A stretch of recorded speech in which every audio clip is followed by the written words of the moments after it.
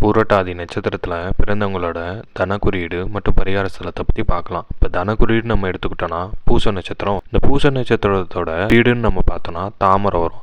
பூச நட்சத்திரம் நாளன்று நீங்கள் இந்த தாமரை பூவை ஒரு ஸ்க்ரீன் சேவராக நீங்கள் ஒரு மொபைலில் நீங்கள் சேவ் பண்ணி வச்சு பார்த்துக்கிட்டே இருந்தீங்கன்னா அது சிறப்பு பலனை அளிக்கும்.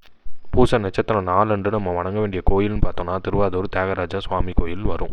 இது வருஷத்துக்கு ஒரு தடவை இல்லை 6 மாதத்துக்கு ஒரு தடவை நம்ம வணங்கினாலே சிறப்பு பலனை அளிக்கும். இப்போ நீங்கள் இதை வணங்கிட்டே வந்தீங்கன்னா உங்களுக்கு ஃபினான்ஷியல் சார்ந்த விஷயத்தில் நிறைய சக்ஸஸாக கொடுக்கும். இல்லை ஃபினான்ஷியல் சார்ந்த விஷயத்துக்கு நம்ம என்ன பண்ணுவோம், நார்மலாக ஒரு பேங்க் அக்கௌண்ட் ஓப்பன் பண்ணிக்குவோம், இல்லைனா ஒரு எல்ஐசி பாலிசி எடுத்துக்குவோம், இல்லைனா ஒரு மியூச்சுவல் ஃபண்டு எடுத்துக்குவோம்.